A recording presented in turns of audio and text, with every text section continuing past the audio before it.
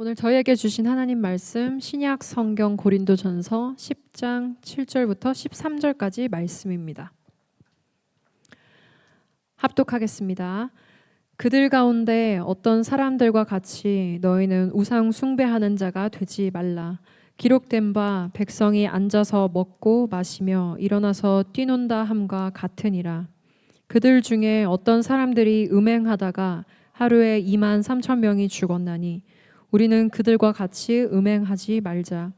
그들 가운데 어떤 사람들이 주를 시험하다가 뱀에게 멸망하였나니 우리는 그들과 같이 시험하지 말자. 그들 가운데 어떤 사람들이 원망하다가 멸망시키는 자에게 멸망하였나니 너희는 그들과 같이 원망하지 말라.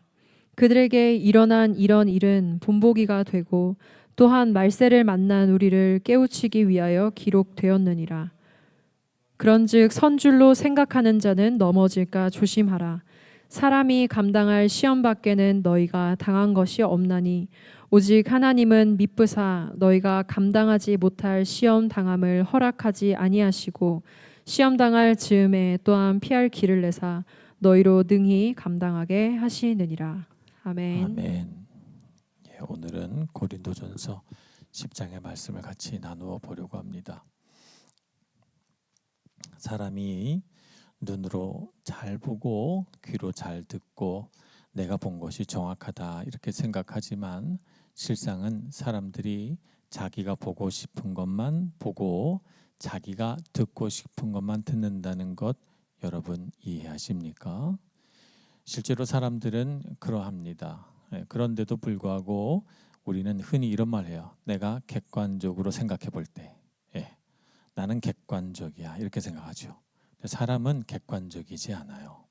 사람은 다 자기 주관적으로 자기가 보고 싶은 것만 보면서 살거든요. 제가 어떤 한 실험을 본 적이 있습니다.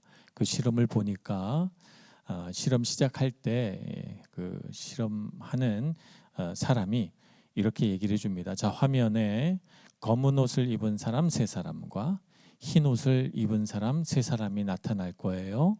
그리고 검은 옷을 입은 사람과 흰 옷을 입은 사람들이 서로 공을 주거니 받거니 할 겁니다. 자, 그 중에서 흰 옷을 입은 사람이 몇 번 공을 주고받는지 그 수를 세어 보세요. 이렇게 실험자가 이야기를 합니다. 그래서 저는 그 화면을 뚫어져라 쳐다보면서 한 번이라도 놓칠세라 셉니다. 손가락을 꼽아가면서 한 번, 두 번, 세 번 이렇게 해서 15번 공을 주고받더라고요. 그래서 그 분이 다 끝난 다음에 이렇게 물었어요. 몇 번인지 아시겠어요? 그래서 제가 15번이요 그랬죠. 그랬더니 정답입니다. 그런데 화면 중간에 고릴라 모양을 한 옷을 입고 한 사람이 지나갔는데 보셨어요? 이렇게 저한테 물어보더라고요. 아니요, 그런 사람이 나타났어요? 다시 한번 보여드릴게요 하고 이번엔 수를 세지 않고 화면을 가만 쳐다보니까 너무나도 멀쩡하게 고릴라 그 옷을 입은 사람이 나와서 한 3초 정도 딱 서가지고 화면을 바라보고 가더라고요. 왜 난 그걸 못 봤지? 못 본 거예요. 전혀 못 봤어요. 정말. 흰 옷 입은 사람들 공 주고받는 숫자 세느라고 그 화면 중간에 전혀 엉뚱하게 고릴라 옷을 입은 사람이 나타날 줄은 생각도 못했고 눈에 보이지도 않았던 거예요. 내 눈이 잘못된 거예요? 내 눈이 잘못됐습니까? 아닙니다. 눈이 잘못된 건 아니에요. 눈은 봤어요. 근데 뭐가 못 본 거예요? 내 생각이. 내 안에 흰 옷 입은 사람 공 주고받는 거 세야 돼 라고 하는 이 생각이 눈으로 보는 것을 통제한 거죠.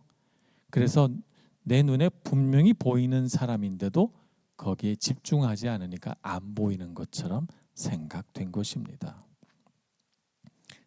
속담에 장님 코끼리 만지듯 한다라고 하는 말이 있습니다.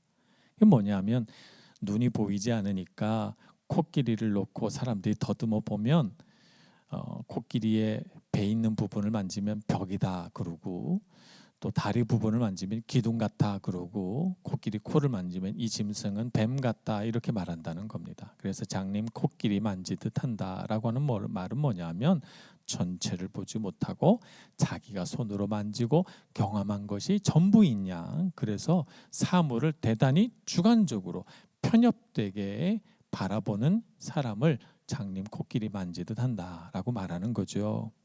우리 인생이 그렇습니다. 우리의 생각은 내가 경험한 것, 내 생각에 초점 맞춰서 본 것이 전부인 것처럼 생각을 하는 것이죠. 그래서 우리는 같은 시간, 같은 장소에 있었는데도 내가 보는 것이 달라요. 내가 들은 것이 다르고요. 그래서 우리의 경험은 같은 장소, 같은 시간에 있어도 경험이 다 다를 수 있다는 거죠. 그러면 우리는 어떤 인생을 살 때 더 좋은 인생을 사는 것입니까? 더 많이 보고, 더 풍부하게 듣고, 더 많은 것들을 경험할수록 우리 인생은 더 풍요롭겠죠. 그래서 우리 시야는 넓어져야 되고 우리 귀는 열려야 됩니다. 하나님께서도 이스라엘 백성들이 눈이 열려져서 하나님을 보기를 원했고 귀가 열려져서 하나님의 말씀을 듣기를 원했어요. 그런데 이스라엘 백성들이 참 많은 순간 하나님 앞에서 눈을 닫고 귀를 닫고 살았죠. 그래서 마음에 하나님의 말씀이 들어오질 않는 거예요.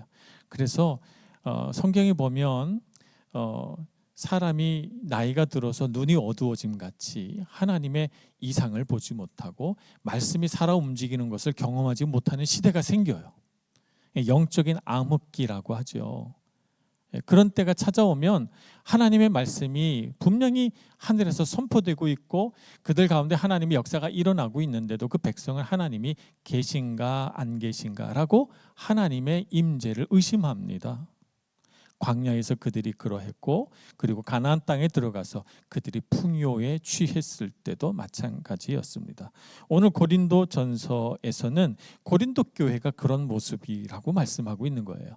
고린도 교회 교인들에게 성경에 나와 있는 예들을 소개하면서 이스라엘 백성들이 하나님을 바라보면서도 그 육신에 있는 여러 가지 욕구들에 취해서 우상 숭배하고 그들이 먹고 마시고 뛰놀고 춤추고 하는 것들을 좋아했다는 거예요.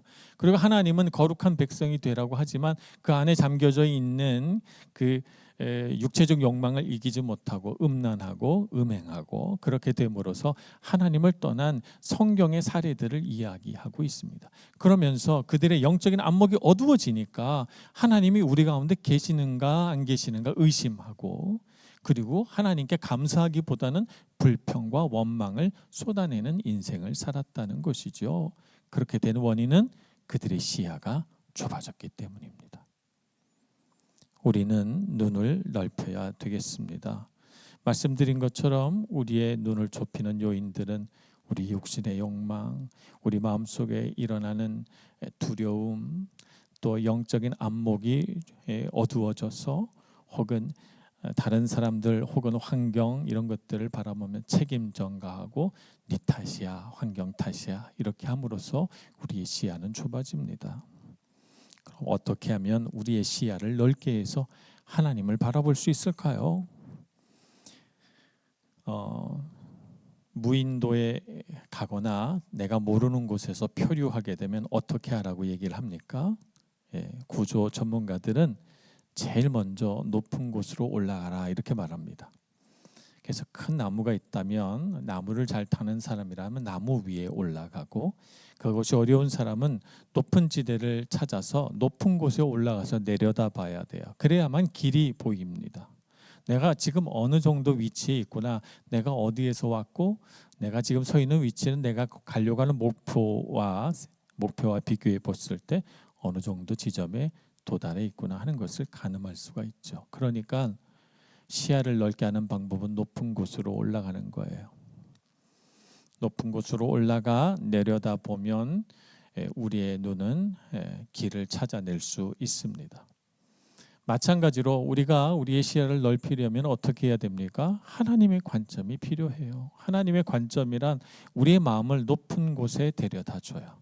그래서 하나님께서 우리를 바라보시는 관점을 얻음으로써 문제에 대한 핵심을 찾아낼 수가 있죠.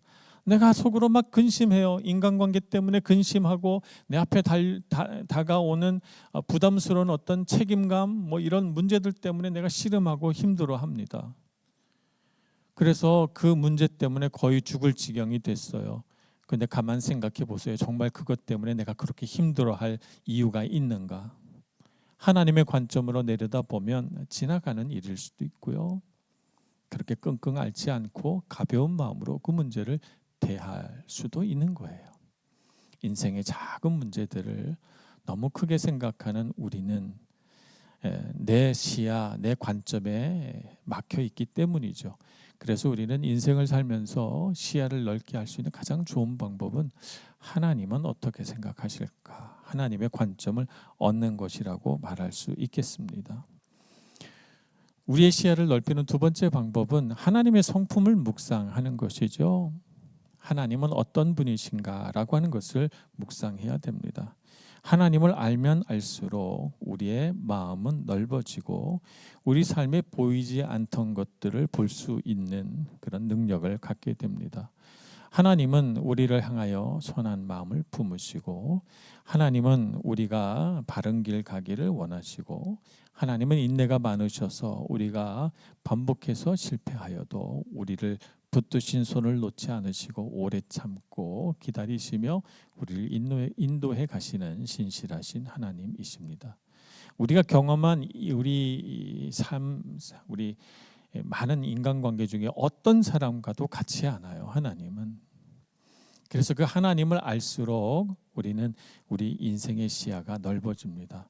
아, 이렇게 하나님은 하시는구나 생각하면서 우리가 사람에게 받은 상처나 혹은 실망 이런 것들을 치유해 나갈 수가 있게 되고 내가 인생에서 이 방법밖에 없어라고 생각했던 방법들 말고도 다른 방법도 있다는 걸 알게 돼요. 우리는 내가 경험한 방법, 내가 생각하고 고안한 이 방법밖에 없는 줄 알지만 이것만 정답이야 라고 생각하지만 그러나 하나님은 하나님 안에서 다양한 방법들을 가지고 계시죠. 그래서 그 하나님의 성품을 이해하고 하나님이 우리 인생을 대하시는 그 방법들을 생각해 보면 우리의 시야는 넓어집니다. 꼭 이것 아니라도 괜찮아 이렇게 생각하는 것입니다. 생각할 수 있습니다. 저는 고등학교를 졸업하고 대학을 갈 때 한번 재수를 한 적이 있습니다. 저는 음악을 좋아했기 때문에 고등학교 다닐 때부터 클래식 음악도 많이 듣고 그랬어요. 그래서 대학을 선택할 때 이렇게 생각했어요. 음대가 있는 대학으로 가야지 이렇게 생각을 했습니다. 그래서 재수를 하고 성적이 좀 올라서 제가 좋은 대학을 진학하려고 하는데 내가 가고 싶은 과를 고르지 않고요. 대학을 보면서 음대가 있는 대학에 더 내 성적을 갈 수 있는 것보다 더 높은 대학을 지원했어요. 그래서 떨어졌죠. 많이 실망하고 돌아왔어요. 인생을 쭉 살면서 돌아보니까 아니 학교에 음대가 있고 없고가 나하고 무슨 상관이에요. 그죠? 그냥 내가 이 음악 즐기면 되는 거지 학교에 음대가 있느냐 없느냐가 나하고 무슨 상관이냐고요. 그땐 너무 시야가 좁아서 그렇게 엉뚱한 생각을 하다가 잘못된 선택과 결정을 했던 거죠. 뒤돌아보니 많이 후회가 되지만 그러나 그것을 통해서 배웠습니다. 내가 원하는 게 그것이 정답이 아닐 수 있다는 것. 그래서 다른 길도 있다는 것, 다른 방법도 있다는 것을 생각했습니다. 이스라엘 성지 순례를 갔을 때 생각지 못한 많은 일들이 있었습니다. 엉뚱한 일들이 벌어지고 생각지 못한 시련들이 다가오니까 우리는 언어도 통하지 않고 이스라엘 그 군인들이 곳곳에 지키고 있어 그 삼엄한 그 권위 앞에서 우리 무서워 떨면서 검문소를 통과할 때마다 죄인들처럼 바짝 긴장해 갖고 서서 통과했어요. 그러다 한 분이 걸렸습니다. 아, 이제 우리는 여기서 이제 못 돌아가나 보다 이렇게 생각하고 한 3시간 정도를 그 검문소에 붙잡혀요. 그 한 사람 때문에 우리 팀 모두가 다 기다리고 있었는데 뭐 백방으로 이렇게 저렇게 해봐도 소용이 없었어요. 시간이 지나고 나니까 풀렸고, 그 기다리는 순간 우리가 막 두려워서 큰일 났다고 생각해서 우리 마음속에 막 타들어갈 때 선교사님이 오셔서 한 말씀 하셨어요. 괜찮아요, 풀려날 겁니다. 걱정하지 마세요. 시간이 걸릴 뿐이에요. 이렇게 말했어요. 그렇게 생각하고 편하게 있으면 뭐 그 시간에 큐티를 할 수도 있고 서로 경험한 것 은혜 나누는 시간을 가질 수도 있고, 그런데 이 두려운 생각에 꽉 사로잡히니까 그 시간을 발을 동동 구르며 왔다가 갔다가 계속 구르고 있었던 거죠. 다른 방법이 있는 거예요. 예, 다른 방법들이 있는 겁니다. 그러니 여러분, 인생의 시련 앞에 여러분이 서 있다면 여러분 이런 말을 하지 마세요. 아무것도 할 수 없어, 방법이 없어, 소용없어, 불가능해 라고 하는 말들을 묵상하지 마시기 바랍니다. 여러분, 그런 말들은 여러분의 입 밖에도 내지 마시고 여러분 머릿속에 떠올리지도 마세요. 대신에 여러분은 어떤 말을 해야 됩니까? 다른 방법이 있을 거야. 하나님은 하실 수 있어. 내가 생각하지 못했을 뿐이야. 여러분이 이렇게 생각하시길 바랍니다. 그리고 하나님께 기도하셔야 돼요. 다른 길이 있다는 거. 하나님은 방법이 무궁무진하시다는 사실을 기억하고 그 하나님의 방법을 찾으시기를 바랍니다. 그래서 여러분, 우리 고린도전서 10장 13절의 말씀, 사람이 감당할 시험 밖에는 너희가 당하는 것이 없나니 오직 하나님은 미쁘사 너희가 감당하지 못할 시험 당함을 허락하지 아니하시고 시험 당할 즈음에 또한 피할 길을 내사 너희로 능히 감당하게 하시느니라 고 있습니다. 이 말씀을 여러분 마음속에 새기시기를 바랍니다. 분명 길이 있을 거야. 내가 모를 뿐이야. 하나님, 제 눈을 열어주세요. 제 마음의 생각을 열어주세요. 이렇게 고백하시고 길을 찾아 가시기를 바랍니다. 해외에 살다 보면 뜻하지 않은 시련들이 많이 있습니다. 다 서류 준비했는데 소조류가 안 나올 수도 있고, 엉뚱한 일에 휘말려서 마음고생할 수도 있고요. 여러분의 삶에 어려운 일들이 많을 수 있어요. 그럴 때마다 여러분, 안 돼, 방법이 없어, 이렇게 생각하지 마시기 바랍니다. 하나님은 방법이 있으십니다. 우리가 모를 뿐 주님은 우리를 도우시기 위해서 우리가 알지 못하는 곳에서 애쓰고 있으시다는 사실, 그것을 꼭 기억하시고 주님 손 붙드시고 주님이 사인을 보내실 때 여러분의 생각을 깨고 여러분의 닫혀진 시야를 벗어나서 하나님의 도우심을 발견할 수 있는 여러분 모두가 되시길 축복합니다. 기도하겠습니다. 자비하신 하나님, 하나님께서는 불가능한 일이 없으신 전지전능하신 하나님이신 줄 믿습니다. 우리 어리석은 생각이 우리 좁아진 마음 안에 갇혀서 아무 생각도 하지 못하고 우리의 감정이, 우리의 경험이 우리의 눈을 어둡게 할 때 주님 오셔서 우리의 눈을 뜨게 해 주옵소서. 하나님의 관점으로 볼 수 있도록 마음문 열어주시고 주님께서 우리를 위하여 얼마나 많은 것들을 준비하고 계시는지 그 하나님의 섬세하신 손길을 발견하며 또 순종하며 살아가는 저희들 되게 하여 주옵소서. 예수님의 이름으로 기도합니다. 아멘.